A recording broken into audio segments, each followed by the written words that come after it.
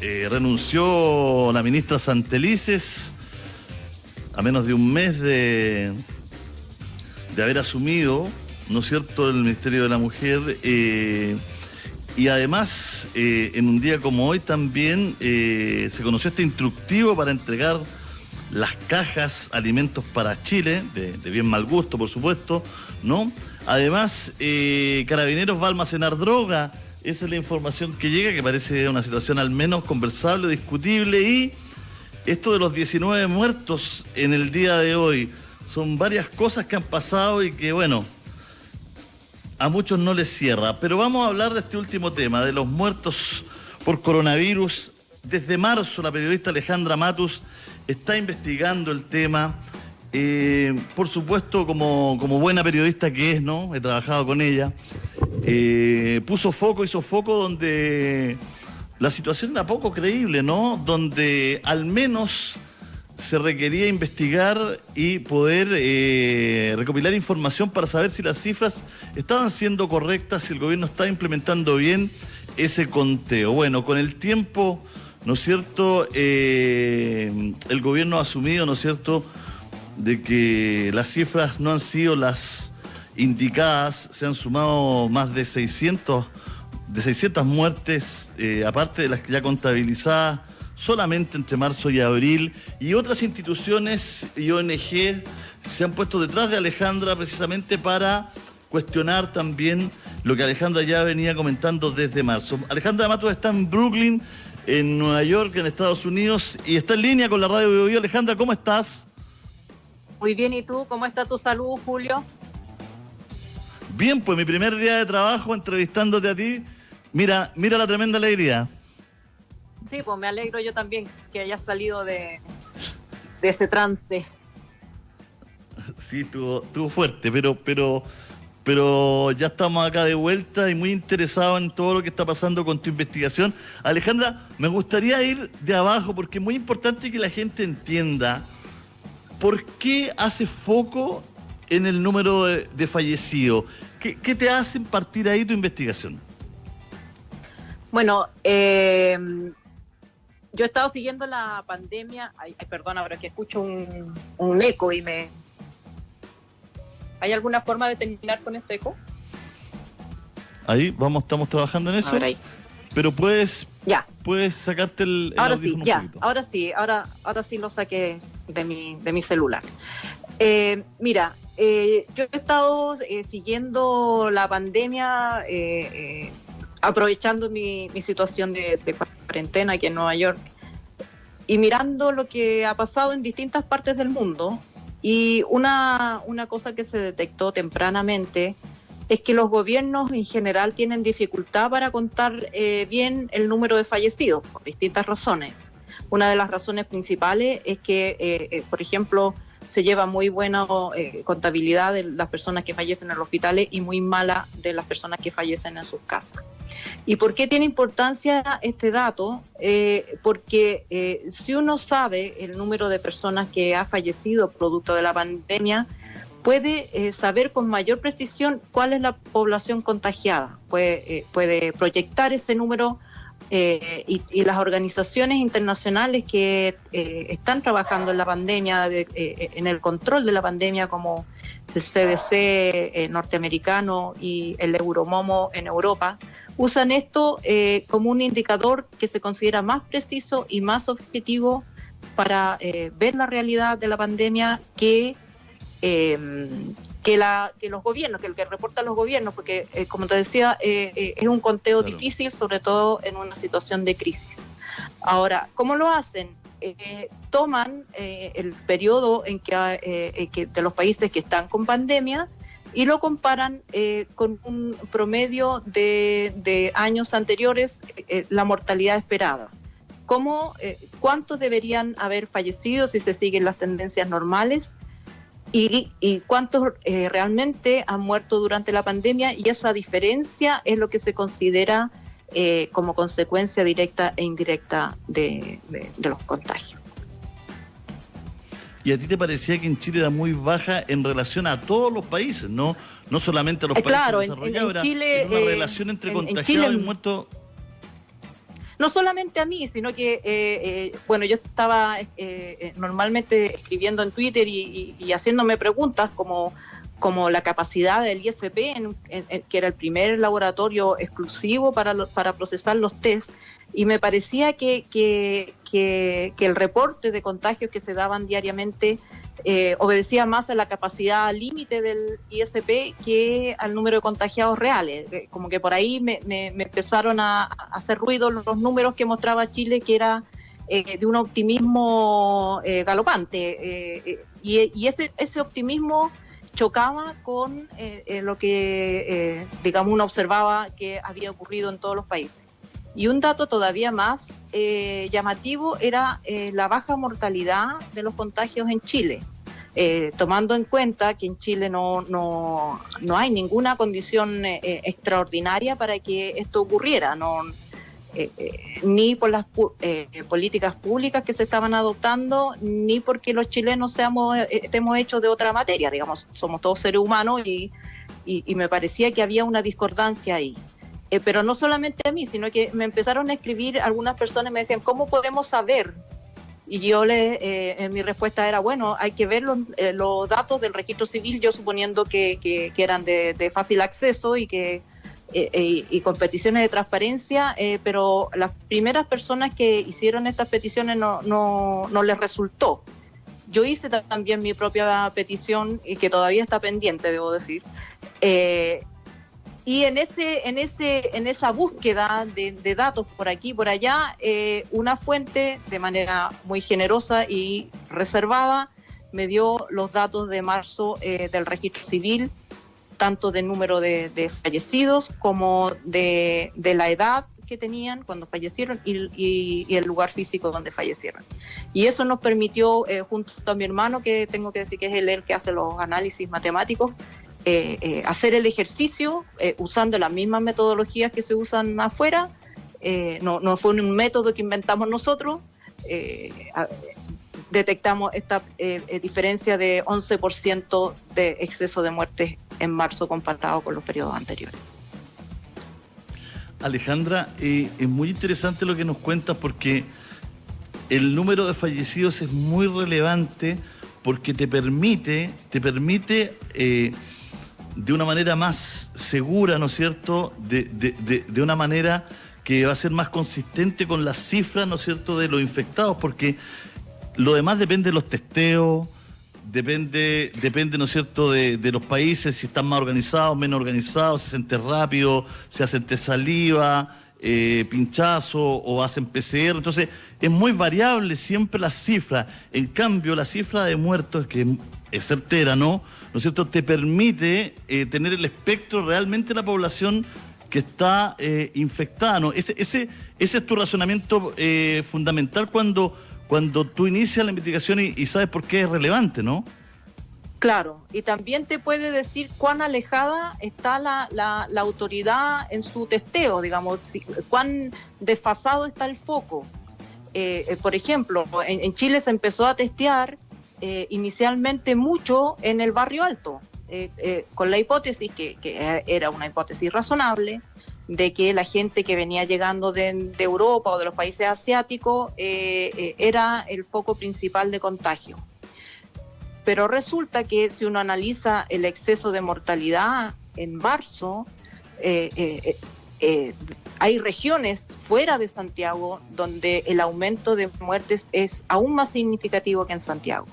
Hay comunas de Santiago como Puente Alto, por ejemplo, donde hay un mayor aumento de muertes que en otras comunas. Entonces, si las autoridades hubieran puesto atención a ese dato en ese minuto, podrían haber dicho, vamos a testear para allá, vamos a testear a este lugar, veamos si descubrimos algo que no sabemos. Lamentablemente eso no sucedió, pero también te sirve para detectar qué tan precisa es tu hipótesis, o si pudiera ser que alguien llegó y se movilizó a un lugar donde tú no estás considerando foco de la epidemia. Alejandra, ¿por qué crees tú que tuvo tanto rechazo tu investigación de parte del gobierno y las autoridades? Porque al principio, incluso en algunos puntos de prensa que fueron cadenas, ¿no es cierto?, se hizo alusión a tu a tu investigación para decir que estaba errada. ¿Por qué no crees que hubo una actitud de llamarte, un WhatsApp, por teléfono, decirte, oye, es interesante lo que tú estás publicando, ¿por qué no cotejamos? ¿Qué datos tienes tú? ¿Por qué no sientes que hubo una apertura y hubo inmediatamente una suerte como de tratar de desacreditar un poco lo que tú estabas comentando?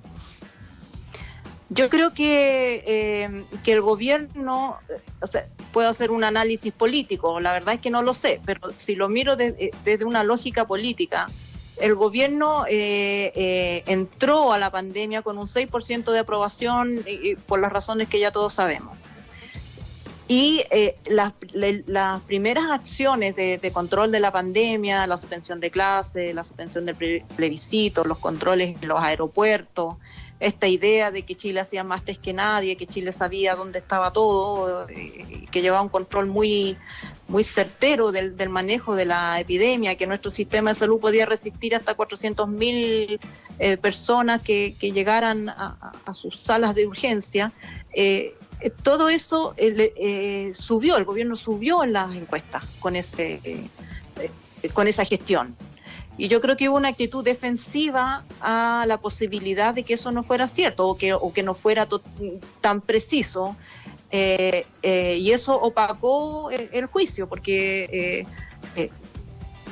desde un punto de vista más incluso político, haber en ese momento dicho algo como vamos a estudiar estos datos y poner a alguien, alguno científico o pedirle a alguna universidad que hiciera un análisis de estos datos por su propia cuenta, hubiera hoy día hubiera tenido un rédito político mayor que el haberse negado a explorar esa posibilidad y haberla terminado aceptando 2 meses después, cuando ya la crisis está desatada, digamos. Se perdió tiempo en tomar medidas efectivas y preventivas con la falsa confianza de que Chile lo estaba haciendo mejor que ningún país y que Chile iba delante del virus y no detrás. Mañalich dijo, nos lleva a la necesidad de reconocer, estoy leyendo lo textual, de acuerdo a las definiciones que ha hecho OPS y la OMS, tanto en marzo y en abril, en asignar como posibles casos de muerte asociada al COVID-19 un número adicional de 653 personas fallecidas. ¿Eso te cuadra en marzo y abril? ¿Que te genera un poco más de cercanía a las cifras que ustedes manejan? Sí, o sea, me parece que es muy saludable y muy bueno que el gobierno haya reconocido primero la posibilidad de un subreporte, porque además el subreporte es una realidad que ocurrió en todos los países con pandemia, no es atribuible a... No solo le ha costado a Chile. Maldad, ni a conspiración, digamos. Es algo que ocurre porque las circunstancias son difíciles. Entonces que admitir un subreporte no le quita nada, sino que le agrega a la posibilidad de avanzar en un diagnóstico más preciso. Pero dicho esto, no se aplicaron los criterios de la OMS y la OPS. Lo que hizo el gobierno, hasta según las explicaciones del propio ministro, es ampliar su propio criterio.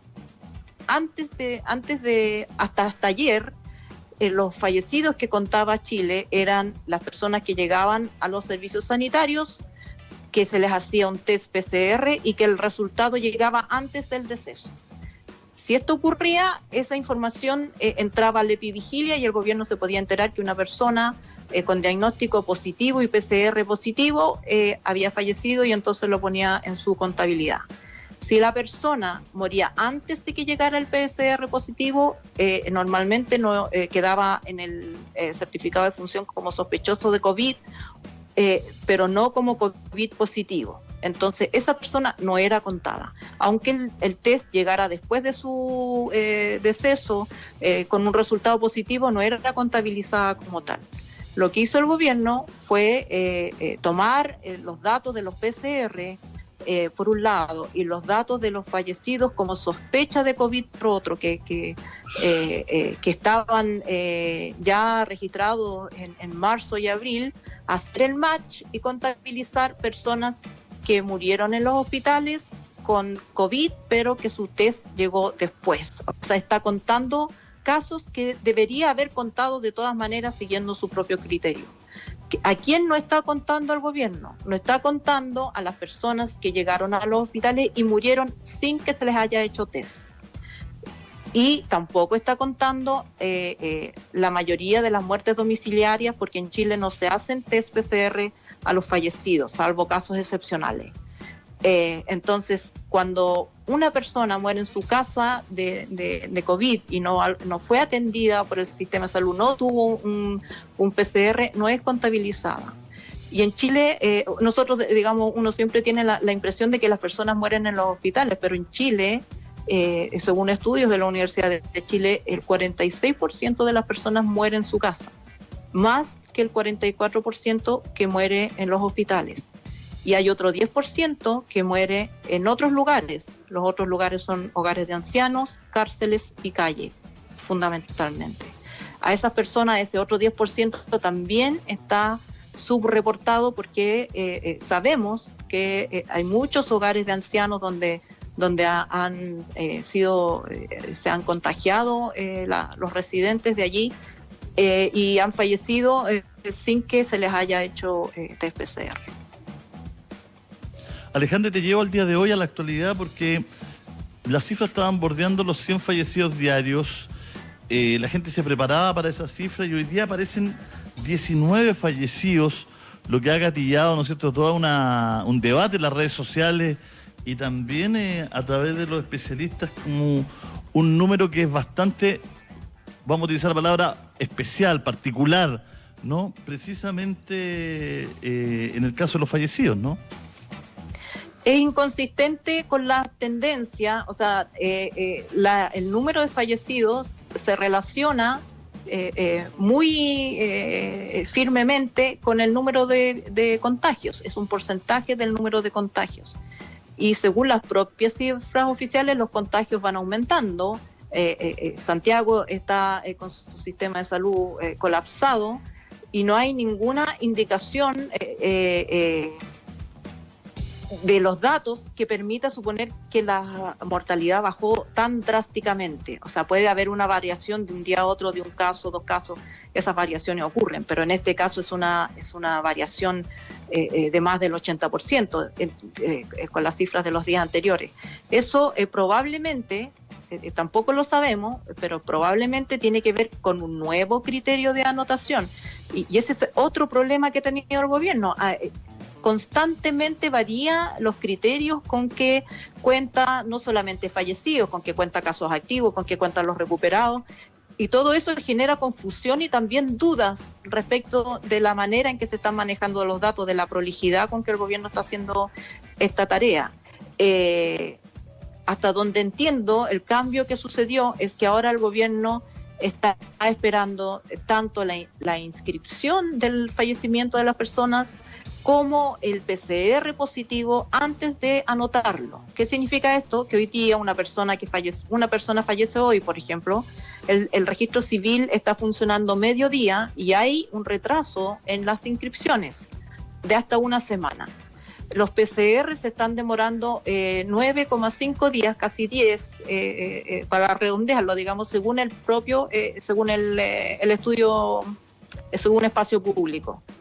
Entonces, si tú sumas la demora, por un lado, 7 días o por ahí, digamos, en que la inscripción se anota en el registro civil, más la demora en los PCR, la gente que fallece hoy día, con suerte va a aparecer en el registro en una semana más.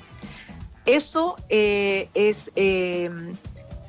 podría no tener un efecto si uno mira la historia, digamos, porque la gente se va a ser contabilizada igual en algún momento del futuro, pero tiene un problema muy serio para constatar la realidad que estamos viviendo, porque la persona murió igual hoy día, o sea que la cuentes en una semana más, murió hoy, y tú necesitas saber cuántas personas murieron entre ayer y hoy para hacer un diagnóstico acertado y saber, por ejemplo, cuánto tiempo más tienes que mantener la cuarentena, qué recursos necesitan los servicios sanitarios, además, etcétera, etcétera. Perdón que me meta, pero además, Alejandra, una persona que muere por COVID, en promedio, según todos los epidemiólogos, entre 25 y 30 días en promedio demora una muerte. No es que las personas fallecen, desde que se infecta, digamos, hasta que fallece o en un centro médico o en su hogar, pasan alrededor de 25, 30 días, no menos.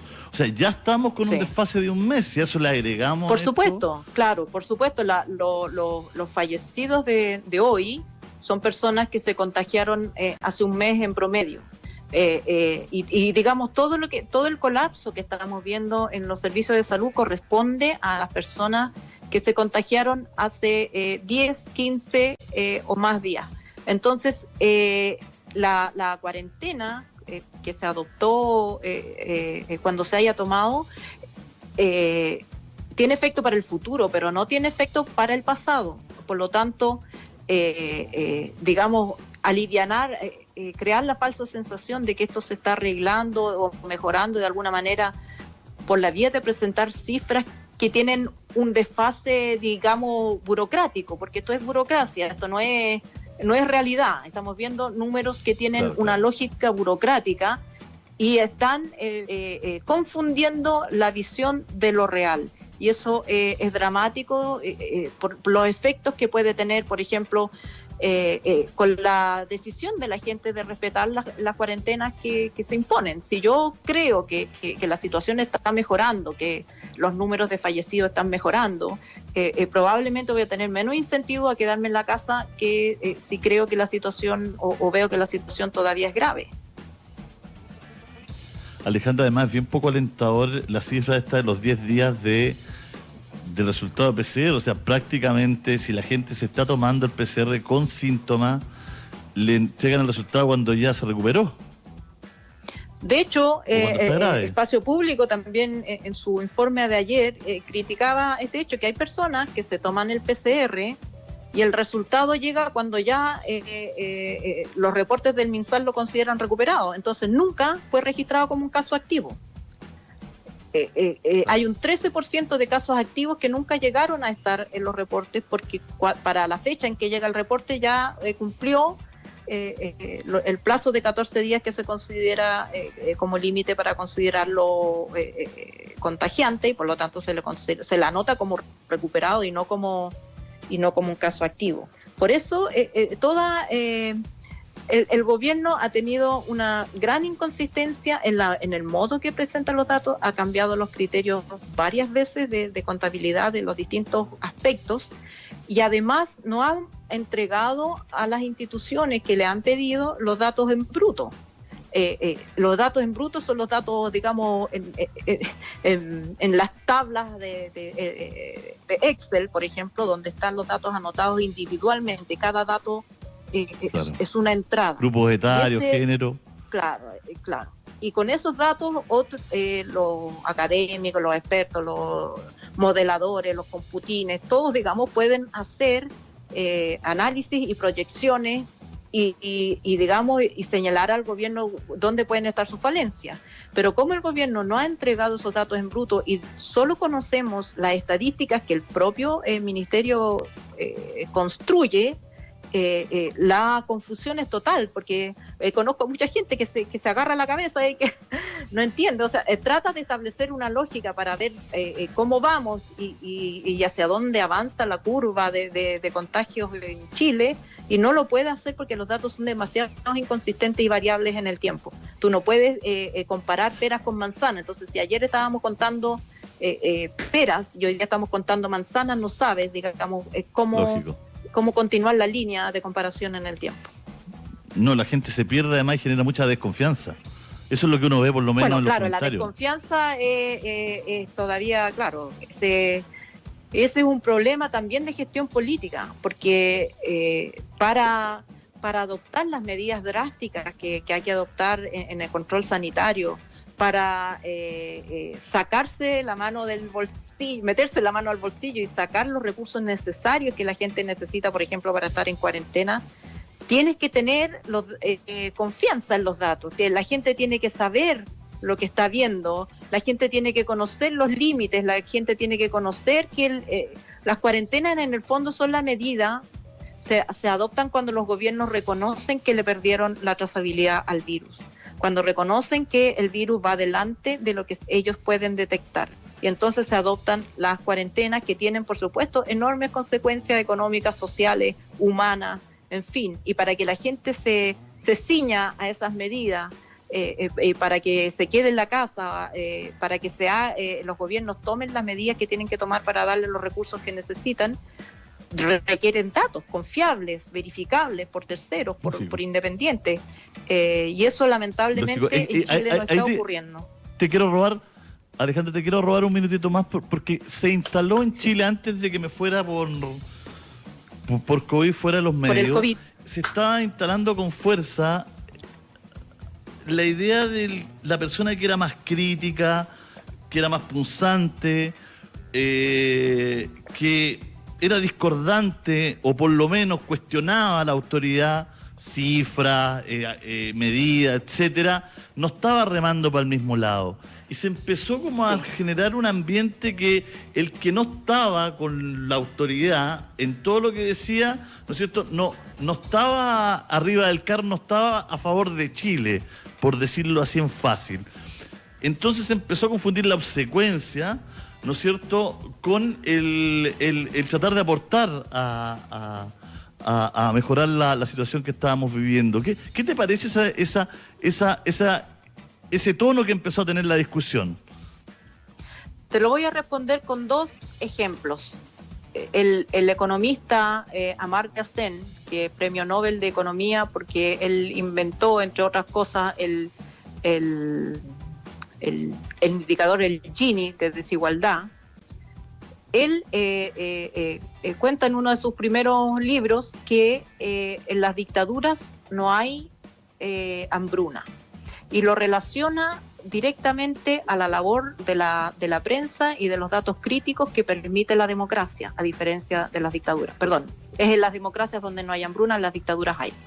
Y él menciona un par de casos de la India y de China, donde no es que ese país no tuviera alimentos.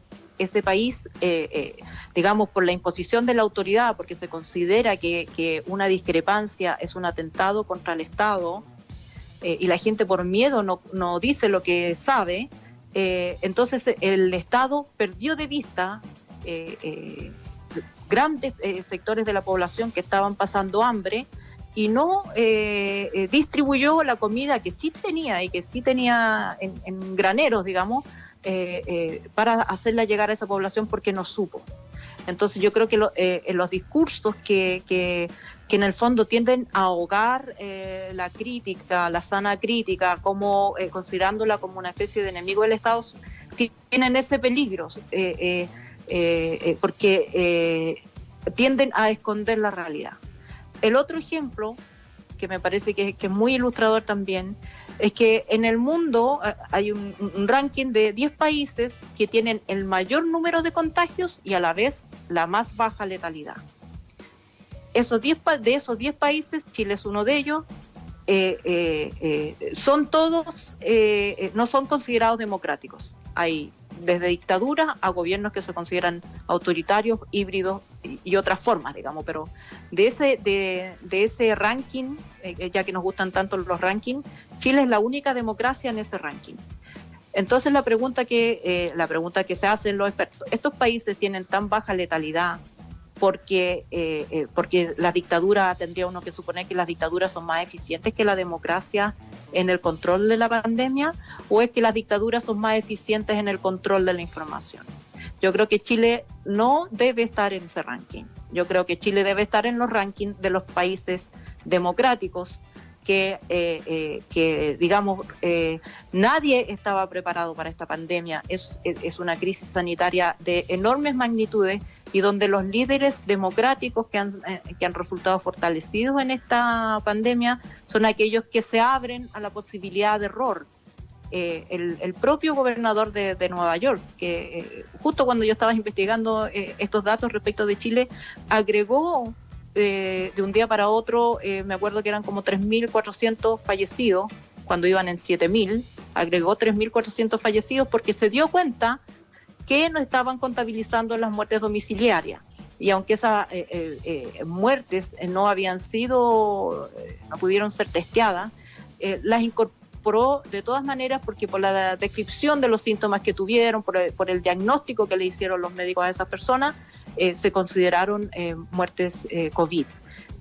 Y yo creo que eso es lo que uno espera de la autoridad, honestidad.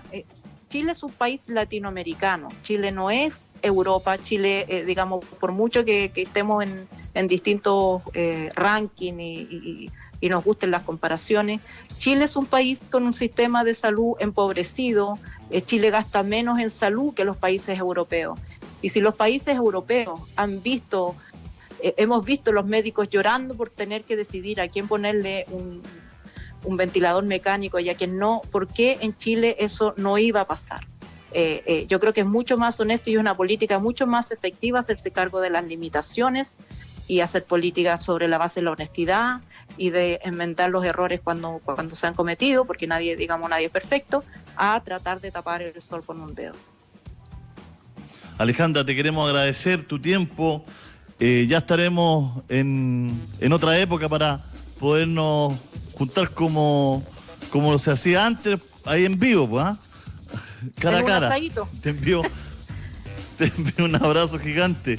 Que estén muy bien, saludos. Oye, Julio, permíteme una última palabra. Por favor. Yo creo que también que es muy importante que haya una cosa de dignidad también respecto del reconocimiento de los fallecidos. La gran mayoría de las personas que han fallecido producto del virus son personas que no hubieran muerto si no se hubieran contagiado, y son penas y pérdidas y dolor que está sufriendo mucha gente hoy en Chile. No es una cosa baladí estar, usando el número o contabilizando de una manera poco prolija. Cada persona cuenta. Y yo quiero personalizar a todas las personas que están sufriendo una pena en este minuto en la partida de mi querido amigo Rodrigo de Arteaga Beitia, que falleció ayer por COVID. Y lo estamos llorando los que lo conocimos y lo quisimos mucho, y lo vamos a mantener en su memoria por su lucha en favor de los derechos humanos a través de la revista de la Vicaría de la Solidaridad y también a través de su labor luego como jefe de comunicaciones de investigación. Un abrazo, Alejandra, muchas gracias, que estés bien. Gracias a ti. Desde Brooklyn, Nueva York, Alejandra Matus conversando con la radio